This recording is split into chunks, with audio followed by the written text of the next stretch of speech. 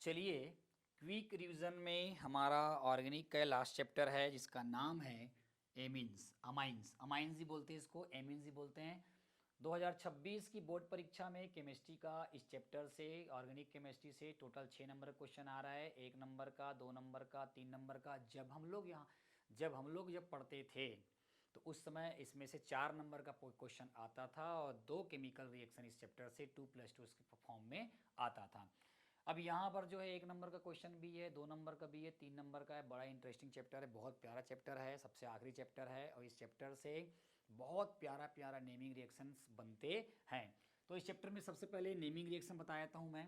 Naming reaction में अपन को पढ़ना है कार्बिलेविन अभिक्रिया पढ़ना है, युग्मन कपलिंग रिएक्शन पढ़ना है, कोल्बे स्मिथ पढ़ना है, मेंडियस पढ़ना है, ग्रेबियल ग्रेबियल थैलेमाइड संश्लेषण, ग्रेबियल थैलेमाइड सिंथेसिस रिएक्शन पढ़ना है, जिससे आपको पता है प्राथमिक एमीन प्राप्त होता है। इसमें से एरोमेटिक एमीन बनाया नहीं जा सकता, आपको पता होगा। डाईएजोकरण है, डाईएजोटीकरण 2025 में आ गया, चांसेस कम है लेकिन पढ़ लेना, यूनिक क्वेश्चन है। डाईएजोकरण, हाफमैन मस्टर्ड वाला अभिक्रिया, हाफमैन ब्रोमाइड अभिक्रिया आ चुका है जिसको हम लोग हैप्पी बर्थडे रिएक्शन बोलते हैं, वो आ चुका है। लेकिन हाफमैन मस्टर्ड सरसों के तेल वाली अभिक्रिया नहीं आया है। एनिलीन का नाइट्रेशन, ये अपन को पता होगा, अपन पढ़े भी हैं।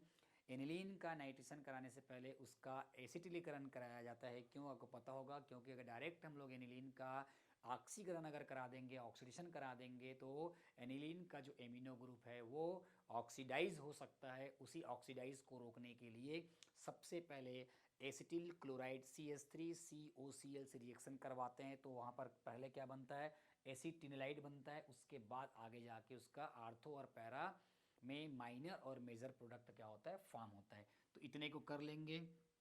अब दूसरी बात है, ये जो बताया हूँ उसमें से एक क्वेश्चन और आता है, खाली स्थान भरो, फिल में इन द ब्लैक। आपको बोल देगा जैसे यहाँ पर देखो कार्बिल एमीन अभिक्रिया है, तो कार्बिल अभिक्रिया में क्या करेगा, आर है ना, क्या करेगा, RNH2 प्लस CHCl3 प्लस है ना 4NOH करके दे देगा और आफ्टर रिएक्शन डॉट डॉट करके छोड़ देगा। तो वो खाली स्थान भरो टाइप से क्वेश्चन भी आ सकता है। इन रिएक्शन लोग को अच्छे से करके रखिएगा, बड़े इंटरेस्टिंग क्वेश्चन बन सकता है। एक क्वेश्चन नया जो है, उछल के आ रही, कूद के आ रही है, C3H9 के कितने आइसोमर बन सकते हैं। बड़ा इंटरेस्टिंग क्वेश्चन है। एक्सपर्ट लोग कहते हैं कि हो सकता है कि इस प्रकार एक क्वेश्चन हो सकता है कि इस बार आ जाए। तो C3H9 के कितने आइसोमर है वो कर लेना। ABC वाला मिसिंग वाला क्वेश्चन इस चैप्टर से आने के चांसेस ज़्यादा बनते हैं। बता दूं आप लोगों को, 3 नंबर का जो क्वेश्चन जो आएगा हमारा, जो बोर्ड के जो क्वेश्चन पेपर में, उसमें 3 नंबर का जो क्वेश्चन है 1.5 नंबर का, या तो 3 ठो खाली स्थान भरो या ABC वाला क्वेश्चन जरूर करके जाइएगा। जरूर खाली स्थान भरो, ABC वाला क्वेश्चन जरूर आता है, मेरा अनुभव कहता है, इसको करिएगा। उसके बाद बॉइलिंग पॉइंट वाला भी आ सकता है, कुछ दे दिएगा यहाँ पे 2-3 ठो दे देगा, किसका बॉइलिंग पॉइंट ज़्यादा होता है, किसका बॉइलिंग पॉइंट कम होता है ना, उसको इंक्रीजिंग ऑर्डर में डिक्रीजिंग ऑर्डर में करिए, ऐसा करके दे सकता है। और ये ना NCERT के चैप्टर के पीछे में बहुत सारा क्वेश्चन है। उसी प्रकार बेसिक स्ट्रेंथ है ना, क्षारीय प्रबलता जिसको अपन बोलते हैं, बेसिक नेचर के में आ सकता है। PKB है ना, आपको 3 ठो दे दिया रहेगा, किसका PKB मान ज़्यादा होता है, किसका PK मान कम होता है, किसका बेसिसिटी ज़्यादा होता है, क्षारीयता ज़्यादा होती है। ये ऐसे ऐसे प्रश्न जो है इसमें आ सकता है। NCERT के चैप्टर के आखिरी आखिरी में इससे क्वेश्चन बना हुआ है, इस क्वेश्चन को जरूर देखिएगा। कन्वर्जन ज़्यादा नहीं है इसमें, छोटा सा कन्वर्जन है ना। एनिलीन से आप एनिलीन से या नाइट्रोबेंजीन से एनिलीन कैसे बनाओगे, है ना, ऐसे टाइप के छोटा छोटा कोई कन्वर्जन देख लेना। उसके बाद ना एनिलीन से एक केमिकल रिएक्शन है, फिनॉल बनाना है। हमको एनिलीन दिया गया है, उससे फिनॉल कैसे बनाएंगे, ट्राई ब्रोमो एनिलीन कैसे बनाएंगे, एसीटिनलाइट कैसे बनाएंगे, ऐसा एक केमिकल रिएक्शन भी देख लेना। शॉर्ट नोट्स में ये थोड़ा उछल के आ रहा है, हाफमैन विधि करके आ रहा है, इसको छोड़िएगा मत, इंपॉर्टेंट क्वेश्चन में से एक है। शॉर्ट नोट्स में हाफमैन विधि से उसको बोलते हैं, इसको अच्छे से करिएगा।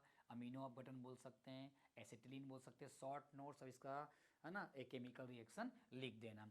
रीजनिंग क्वेश्चन में आ सकता है कि क्या कारण है, कि ग्रेबियल थैलेमाइड संश्लेषण अभिक्रिया के द्वारा जो है एरोमेटिक है ना, एरोमेटिक है ना जो है, या एरोमेटिक एमीन प्राप्त नहीं कर सकते हैं। क्या कारण है कि एनिलीन जो होता है वो फिडेल क्राफ्ट अभिक्रिया नहीं देता है। क्या कारण है कि एनिलीन का नाइट्रीकरण कराने से पहले उसका एसिटिलीकरण कराया था। ऐसे तमाम क्वेश्चन जो है रीजनिंग क्वेश्चन आ सकता है। और एमीन से तुलना करने वाला क्वेश्चन भी आ सकता है। अमोनिया है 1 डिग्री है, 2 डिग्री है, 3 डिग्री एमीन दे देगा और अमोनिया दे देगा, बोलेगा कौन सा एमीन जो है ज़्यादा स्ट्रॉन्ग है, ज़्यादा लोन पेयर रखता है या लोन पेयर देने की कैपेसिटी ज़्यादा होती है। तो ऐसा तमाम क्वेश्चन जो है 2026 में इस चैप्टर से आपको इतना ही पढ़ना है, इतने सारे क्वेश्चंस ही आ सकते हैं। इसको छोड़ना नहीं है, इसको करके जाना है। अगर ये पूरा टॉपिक अगर आपका हो जाता है, अच्छे से पूरा क्लियर हो जाता है, तब आप दूसरे टॉपिक के बारे में सोचेंगे।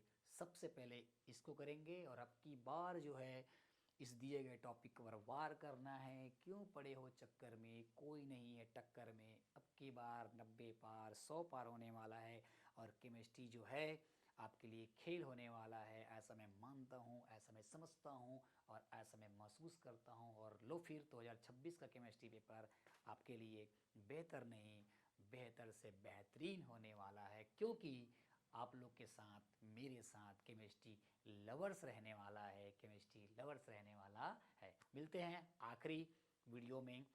फुली है ना, पूरा स्किप करके नहीं देखना है, अच्छे से देखना है।